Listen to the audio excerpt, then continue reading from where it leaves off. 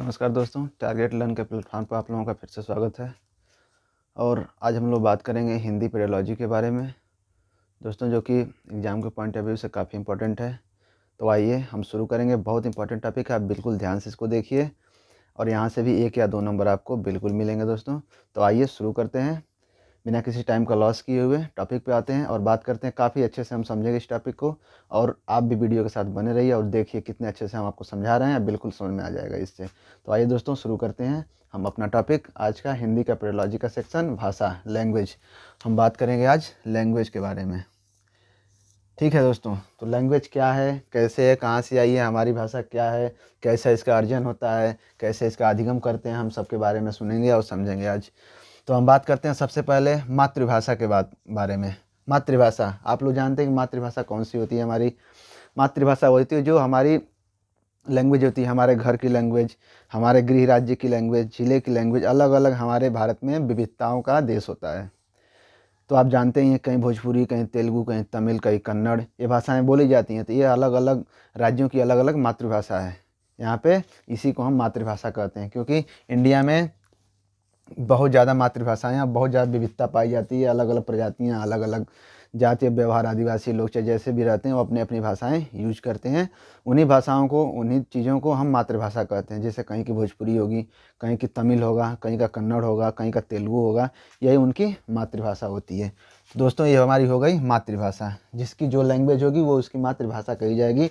और बच्चा, ये भी कहा जाता है कि बच्चा जब भी आता है विद्यालय में तो अपनी मातृभाषा के साथ ही आता है, क्योंकि उसके परिवार में, उसके समाज में, उसके पास पड़ोस में वही भाषाएं बोली जाती हैं, यानी मातृभाषा का ही प्रयोग किया जाता है और बच्चा उसी का अर्जन कर लेता है ऑटोमेटिक। ना ही कुछ उसके यंत्र दिए जाते हैं, ना ही कुछ उसको समझाया पढ़ाया जाता है, वो ऑटोमेटिक सुन करके, देख करके अपना अर्जन उन भाषाओं का कर लेता है। तो बच्चा हमेशा जब भी विद्यालय आता है, क्वेश्चन बनता है आपके एग्जाम में कि बच्चा विद्यालय आता है तो कौन सी भाषा लेके आता है? अपनी मातृभाषा लेकर आता है। अपनी मातृभाषा से वो लैस रहता है, वही लेकर के विद्यालय आता है। तो यहाँ पे आप समझ गए हो कि मातृभाषा किसे कहते हैं। आ गई आपकी दूसरी राष्ट्रभाषा। ये आपकी राष्ट्रभाषा है। हम जो समझा रहे हैं आप समझिएगा, स्पेस कम होने की वजह से हम पूरी डिटेल डिफाइन यहाँ पे नहीं कर पा रहे हैं, लेकिन हमारे लफ्ज़ों पे ध्यान दीजिएगा। जो भी हम लिख दिए हैं कोटेशन, उसको ध्यान दीजिएगा, बिल्कुल आपको समझ में आ जाएगा यहाँ पे। तो ये हमारे हो जाती है राष्ट्रभाषा। अब बताइए आपकी राष्ट्रभाषा यानी इंडिया की राष्ट्रभाषा क्या है? अब बताइए कि भारत की राष्ट्रभाषा क्या है? तो हम कह सकते हैं कि भारत की राष्ट्रभाषा कोई नहीं है। भारत की राष्ट्रभाषा कोई नहीं है, क्योंकि राष्ट्रभाषा उसी को कहते हैं जिसमें सारे ऑफिशियल काम होते हैं और बोली सुनी ऑफिशियल वर्क जितने भी किए जाते हैं सब उसी भाषा में की जाए। पूरे देश की एक ही भाषा होती है, पूरे देश में एक ही भाषा बोली जाती है, उसी को हम राष्ट्रभाषा घोषित कर सकते हैं। पर यहाँ पे हमारी मातृभाषा हावी है, हम यहाँ पे राष्ट्रभाषा घोषित ही नहीं कर सके, ना ही कोई हमारी एक राष्ट्रभाषा बन सकी, क्योंकि विविधताओं का देश है हमारा, राज्यों का देश है, इसमें कोई मातृभाषा एक नहीं बन, राष्ट्रभाषा एक नहीं बन पाई। इसलिए हमारे देश की राष्ट्रभाषा अगर कोई पूछ दे क्या है, तो हमारी राष्ट्रभाषा कोई नहीं है, किसी को नहीं बनाया जाए अभी। आइए हम तीसरे पे देखते हैं, हमारी राजभाषा। अब बताइए राजभाषा हमारी क्या है? राजभाषा हमारी हिंदी है। हिंदी को राजभाषा का दर्जा दिया गया है, क्योंकि इसी में ही हमारे सारे ऑफिशियल या जो भी कार्य होते हैं हमारी राजभाषा हिंदी में ही किए जाते हैं। इसको राजभाषा का दर्जा, इस बात को बिल्कुल ध्यान रखें, कहीं कहीं पूछ लेता है एग्जाम में आपसे, कई बार पूछा भी है कि हमारी हिंदी क्या है, राज्यभाषा, राष्ट्रभाषा, मातृभाषा क्या हो? तो यहाँ पे हमारी हिंदी क्या है? राजभाषा का दर्जा मिला है। दोस्तों, हम समझ पा रहे हो कि यहाँ तक का टॉपिक आपको बिल्कुल क्लियर हो गया होगा।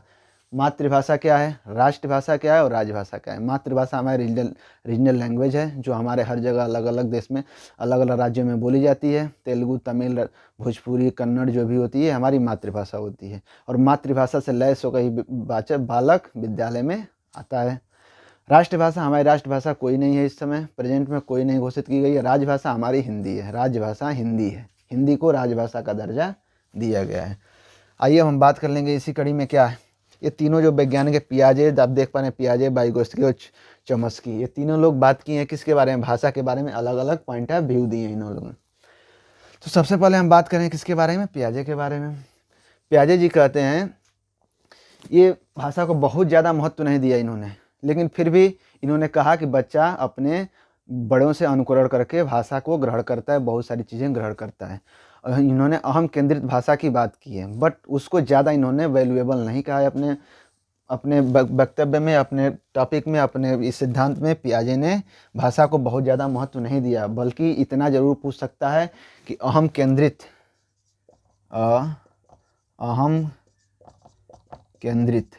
अहम केंद्रित भाषा की बात पियाजे जी करते हैं। इन्होंने ज़रूर अहम केंद्रित भाषा की बात की है, लेकिन ये बहुत ज़्यादा जोर नहीं दिए हैं भाषा पर। बच्चे के विकास में भाषा का बहुत ज़्यादा जोर नहीं दिए हैं। इन्होंने कहा है कि बच्चा अनुकरण करके ज़रूर कुछ ना कुछ ग्रहण करता है अपने बड़ों और वयस्कों से।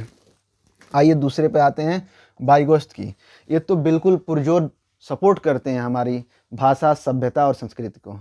इनकी सिद्धांत में यही है, इनके सिद्धांत ही हैं हमारे सामाजिक सांस्कृतिक विकास का सिद्धांत ही इनके सिद्धांत का नाम है। तो इन्होंने भाषा को बहुत ज़्यादा जोर दिया है कि भाषा बहुत कुछ सिखाती है और सीखता है बच्चा किससे, सामाजिक अंतः क्रिया करके। और इन्होंने जो बात कही वो कहा है का निज भाषा, निज भाषा यानी प्राइवेट स्पीच की इन्होंने बात की है। प्राइवेट स्पीच यानी व्यक्तिगत वार्ता की बात इन्होंने की है, निज भाषा की बात की है। कौन, वाइगोत्स्की जी। और ये सपोर्ट करते हैं भाषागत विकास को। चौमस्की जी तो कहते हैं कि भाषा लेकर ही बच्चा पैदा होता है, अर्जन की क्षमता उसके अंदर रहती है, वो बिल्कुल अर्जन कर सकता है ऑटोमेटिक भाषा। और इनकी बात 100% सही भी साबित होती है कि जो भी बच्चा होता है उसके अंदर भाषा अर्जन करने की क्षमता होती है। वरना हम लोग उस बच्चे को कभी नहीं सिखाते हैं कि हाँ खाना दो, पानी दो, या ये दो वो दो, कुछ नहीं। बच्चा खुद ही समाज और संस्कृति से सीख लेता है क्या हमें चाहिए, क्या हमारी आवश्यकताएं हैं, वो सीख करके और सब कुछ मांगने लगता है। तो चौमस्की जी यही कहते हैं कि बच्चे के अंदर इनेटिबिलिटी होती है भाषा अर्जन करने की, उसके अंदर वो क्षमता होती है। यही बात करते हैं, एलएडी की बात करते हैं, ये बहुत इंपॉर्टेंट का है LAD, language acquisition device. Language acquisition device की बात करते हैं। ये एक यूनिवर्सल ग्रामर की भी बात करते हैं, यूनिवर्सल ग्रामर रूल की भी ये बात करते हैं। ये सब टॉपिक जितने भी हम बता रहे हैं इसको बिल्कुल याद रखिए। इनके टॉपिक में जब भी आएगा यूनिवर्सल ग्रामर की बात तो कौन कहा है, नोमान चोम्स्की जी ने कहा है। और ये बात करते हैं क्या, एलईडी की बात करते हैं, लैंग्वेज एक्विजिशन डिवाइस की बात करते हैं। ये जो बोलते हैं कि आदमी के ब्रेन में एक होता है ये राइट हेमिस्फीयर और लेफ्ट हेमिस्फीयर, जिसमें कि ये लेफ्ट हेमिस्फीयर होता है, इसमें एलईडी नाम की एक डिवाइस होती है जो बच्चा इसी के द्वारा लैंग्वेज को एक्वायर करता है, अर्जन करता है। तो ये एलईडी की बात करते हैं, ये लेफ्ट हेमिस्फीयर में पाई जाती है, लेफ्ट में आपकी एलईडी पाई जाती है दोस्तों।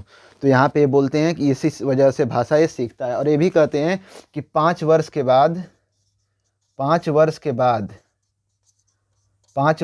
जब बच्चा 5 वर्ष का हो जाता है तो उसमें एलईडी जो होती है, एलईडी डिवाइस नाम की जो चीज़ है, इन्होंने कहा है वो कमज़ोर होने लगती है।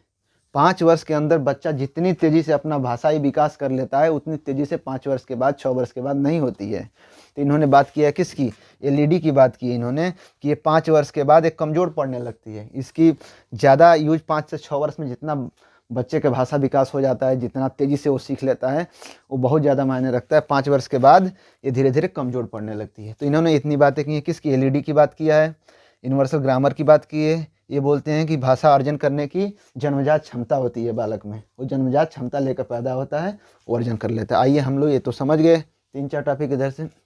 सबसे इम्पोर्टेंट बात हम लोग कर लेंगे, भाषा अर्जन और भाषा अधिगम क्या अंतर होते हैं। क्वेश्चन बहुत सारे इससे बन जाते हैं और 4 ऑप्शन में ये सब क्वेश्चन मिल जाते हैं आपको कि क्या क्या अंतर होते हैं। तो आइए इसको समझ लेंगे अच्छे से हम लोग कि भाषा अर्जन अवचेतन प्रक्रिया है। भाषा अर्जन अवचेतन प्रक्रिया है, मतलब इसके लिए कोई चेतना और किसी को समझाने की कोई ज़रूरत नहीं पड़ती है। बच्चा खुद ही से अर्जन करता है, अपने समाज, संस्कृति, परिवार से देख करके भाषा अर्जन कर लेता है। लेकिन यहाँ पे चेतन प्रक्रिया है, बिल्कुल सटीक एकदम चेतना में बच्चा विद्यालय जाएगा, उसको समझाया जाएगा, बुझाया जाएगा, ऐसे करना है, वैसे सीखना है, तभी बच्चा भाषा अर्जन करेगा, यानी लैंग्वेज लर्निंग का काम करेगा। उसके बाद ये हो जाता है अनौपचारिक प्रक्रिया। इसमें किस में, भाषा अर्जन में अनौपचारिक प्रक्रिया होती है और भाषा अधिगम में औपचारिक प्रक्रिया होती है। ये बिल्कुल अनौपचारिक है, बिल्कुल इसका कोई प्रोसेस नहीं होता है, लेकिन वहाँ पे एक प्रोसेसबद्ध तरीके से हमें भाषा सिखाई जाती है। स्वाभाविक प्रक्रिया है, बिल्कुल स्वाभाविक होती है, इसको लिए कोई डिवाइस ना कोई कुछ ना कोई उपलब्ध कराता है, ना कोई कुछ सिखाता है।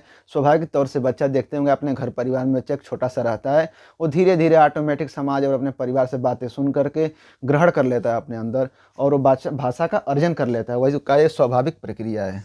भाषा अर्जन करने की एक स्वाभाविक प्रक्रिया है।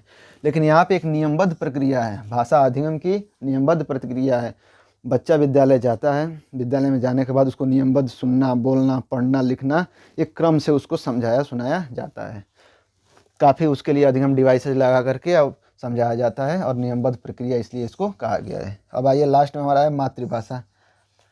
हमेशा बालक भाषा अर्जन अपने मातृभाषा का करता है, ये बात आप लोग ध्यान रखिएगा। अपनी मातृभाषा को ही अर्जन करता है, कोई और उसकी भाषा नहीं होती, वो अपने मातृभाषा को ही अर्जन करता है बच्चा जब उसका अर्जन होता है। लेकिन जब वो लर्निंग करता है, भाषा अधिगम करता है, तब जाकर के उसको दूसरी भाषाएं हिंदी अंग्रेजी उसको सिखाई जाती हैं। जबकि जब अर्जन करता है अपनी मातृभाषा में ये सारी चीज़ें अर्जन किया हुआ होता है और वही उसकी पूंजी होती है, वही वो पूंजी को विद्यालय लेके जाता है। वहाँ पे जाने के बाद उसी भाषा को वापिस यहाँ पे पूछता है क्वेश्चन, एक बहुत बढ़िया क्वेश्चन बनता है इससे कि बताइए कि अगर कोई बालक कक्षा में क्लास में अपनी मातृभाषा लेके जा रहा है तो शिक्षक को क्या करना चाहिए? उसका विरोध करना चाहिए, उसको क्लास से बाहर कर देना चाहिए, उसको पढ़ाना नहीं चाहिए, या उसको संसाधन के रूप में प्रयोग करना चाहिए? तो यहाँ पे उत्तर होगा कि उसको संसाधन के रूप में प्रयोग करना चाहिए। उसकी मातृभाषा को उसको संसाधन बना करके धीरे धीरे उसको अपनी अधिगम प्रक्रिया में सुधार करके दूसरी भाषा सिखानी चाहिए।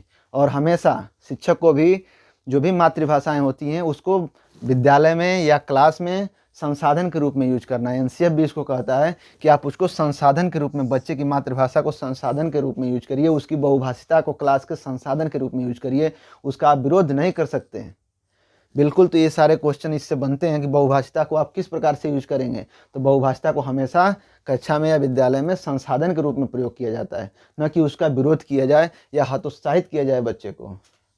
तो आप देख पा रहे हैं कि पूरी ऐसे टॉपिक थी हमारे, भाषा, मातृभाषा क्या होती है, राष्ट्रभाषा, राजभाषा। बिल्कुल इसको अच्छे से आप समझ पाए होंगे, हम जहाँ तक समझ पा रहे हैं दोस्तों। और ऐसे ही टॉपिक आपको हम डेली कुछ ना कुछ एकदम इंपॉर्टेंट टॉपिक लेके आ रहे हैं। इसको देखने के बाद कन्फर्म हम बता सकते हैं आपके 1 या 2 नंबर जरूर पेडोलॉजी के सेक्शन में फंसेंगे, इसमें कोई शक नहीं होगा। और इस बिल को आप अच्छे से पढ़ के जाइए। वीडियो अच्छी लगी हो तो लास्ट में आप यही कहेंगे कि लाइक करके जाइएगा और दोस्तों के साथ शेयर कीजिएगा।